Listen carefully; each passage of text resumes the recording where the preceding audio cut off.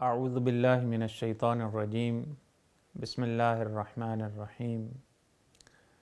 ہمارا موضوع چل رہا تھا کہ مشہور شیعہ تفاسیر کا تعارف، اور ان میں سے ہم نے تقریباً 4 مشہور تفاسیر کا تعارف کروایا، اور آج ایک نئی تفسیر کا تعارف کروانا چاہتے ہیں۔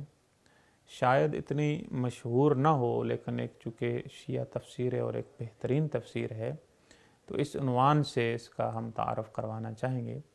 تفسیر کا نام ہے حقائق التأویل فی متشابہ التنزیل، اور ان کے جو رائٹر ہیں، جو مؤلف ہیں، ان کا نام ہے ابو الحسن محمد بن حسین المعروف سید رضی، معروف ہیں سید رضی کے نام سے، اور پورا نام ان کا محمد بن حسین ہے۔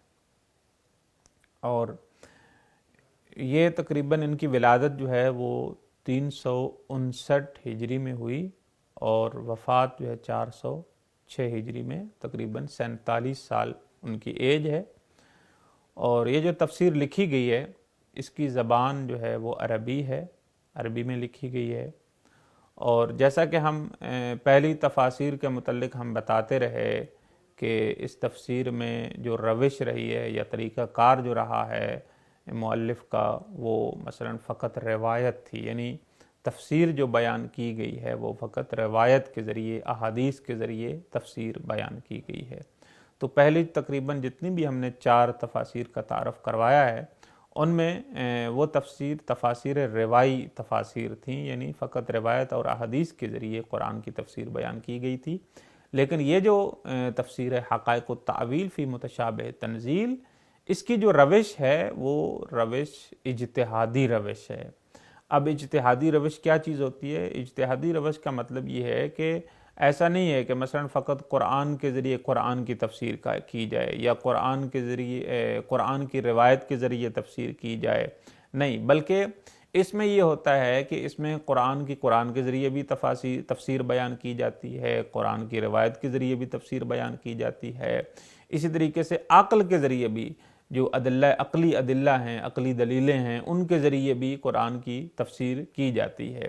بعض اوقات مفسرین کے اقوال لائے جاتے ہیں، اور پھر ان میں سے ایک قول کو جو ہے وہ ادلہ کی روح سے، عقلی بنیادوں کی، عقلی ادلہ اور دلیلوں کی روح سے ایک قول کو منتخب کر لیتا ہے مفسر، اور بیان کرتا ہے کہ اس آیت کی تفسیر عقلی ادلہ کی روح سے یہ بنتی ہے۔ تو اس روش کو اجتہادی روش کہا جاتا ہے، اور یہی روش جو ہے اس تفسیر میں اپنائی گئی ہے۔ تفسیر حقائق التأویل میں جو روش اپنائی گئی ہے وہ اجتہادی روش ہے۔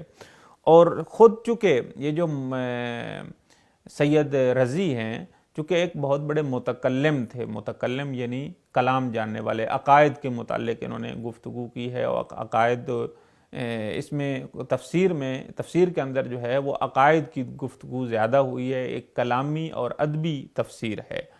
اور اس کی جلدیں جو ہیں ان کے متعلق یہ کہا گیا ہے کہ یہ 10 جلدی کتاب تھی، لیکن ابھی اس وقت جو ہمارے پاس موجود ہے وہ فقط ایک ہی جلد ہے، وہ جلد نمبر 5 اس وقت موجود ہے۔ باقی جو جلدیں تھیں وہ ناپید ہیں، اور معلوم نہیں ہے کہ وہ کہاں، کیسے اور گم ہو گئی، اور کس زمانے میں گم ہوئی، لیکن ہم تک وہ باقی 9 جلدیں جو ہیں وہ نہیں پہنچ پائیں۔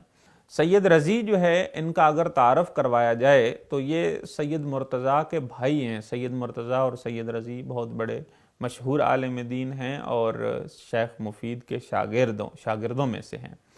اور اگر اس سید رضی کے متعلق کہا جائے تو اس سید بزرگوار کا جو سلسلہ نسب ہے وہ باپ کی طرف سے امام کاظم علیہ السلام تک پہنچتا ہے، اور ماں کی طرف سے، والدہ گرامی کی طرف سے امام سجاد علیہ السلام تک پہنچتا ہے۔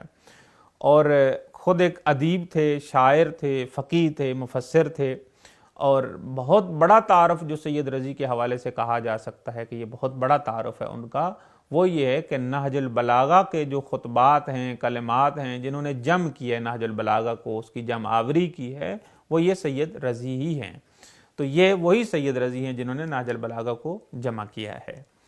اور اور خود یہ ایک علمی، سیاسی اور اجتماعی اعتبار سے اپنا ایک بلند پایہ مقام رکھتے تھے۔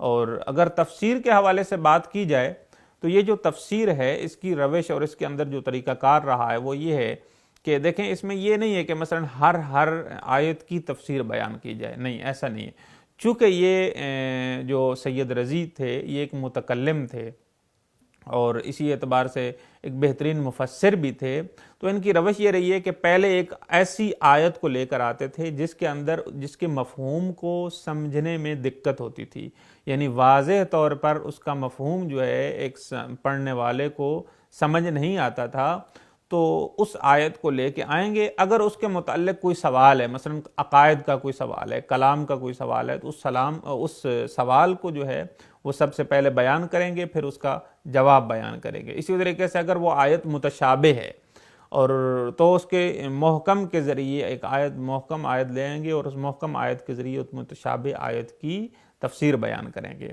تو یہ ایک طریقہ کار رہا ہے۔ مثلا بعض اوقات ہو سکتا ہے کہ آپ ایک آیت پڑھ رہے ہوں اور آپ کے ذہن میں ایک کلامی اور عقائدی سوال اٹھے، مثلا یہی جو آیت ہے وَمَن يُضْلِلِ اللَّهُ، کہ خدا جس کو چاہے گمراہ کرتا ہے، تو وَمَن يُضْلِلِ اللَّهُ مَن يَشَاءُ، یا اس طرح کے جو کلمات ہیں قرآن کے اندر، تو یہ جس کو چاہے گمراہ کرے، اب کیا خدا گمراہ کرتا ہے انسانوں کو؟ تو یہاں ایک سوال پیدا ہوتا ہے۔ تو اس کے ذیل میں سید رضی نے باقاعدہ جوابات دیے ہیں کہ نہیں، انسان جو ہے وہ خود اپنے اعمال کی بنیاد پر جو ہے وہ ضلالت اور گمراہی کا زمینہ فراہم کرتا ہے، اور پھر ظاہر سی بات ہے جب وہ ہٹنے کا نام نہیں لے رہا ہوتا تو خدا اس کو پھر اور زیادہ گمراہ کرتا ہے۔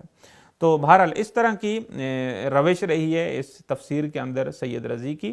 اور باقی یہ جو 5ویں جلد جو ہم نے بیان کی ہے کہ کل 10 جلدیں تھیں لیکن 9 جلدیں ہمیں نہیں مل پائیں، ایک جلد پنجم جو بھی موجود ہے، اس میں یہ سورہ آل عمران سے تقریباً 7 نمبر آیت جو سورہ آل عمران کی ہے وہاں سے یہ تفسیر شروع ہوتی ہے جلد پنجم، اور پھر مہم بحثوں کو لے کے آئیں۔ تمام آیات کی تفسیر نہیں ہے، مہم بحثیں جہاں پہ کوئی سوال تھا یا وہ مبہم تھا اس کا مفہوم آیت کا، تو اس کو واضح کرنے کے لیے انہی آیات کو، منتخب آیات کی تفسیر بیان کی ہے، اور تقریباً سورہ نساء کی 48 نمبر آیت تک یہ جلد جو ہے وہ جاتی ہے اور وہاں پہ یہ ختم ہو جاتی ہے۔ اور بہرحال یہ ایک تفسیر جو ہے علمی اعتبار سے بہت ہی ادبی، کلامی اور فقہی تفسیر ہے، اور اس میں ان نکات کو بیان کیا۔ اگر خلاصہ کیا جائے تو 4 خصوصیات بنتی ہیں اس تفسیر کی۔ پہلی خصوصیت یہ ہے کہ اس تفسیر کے اندر جتنی بھی تعبیریں لائی ہیں سید رضی نے بہت ہی واضح ہیں، بہت ہی زبردست اور ادبی تعبیریں ہیں۔ کوئی اگر انسان پڑھنا چاہے تو بڑی آسانی سے مفہوم اور مطلب اس کے لیے واضح ہو جائے گا۔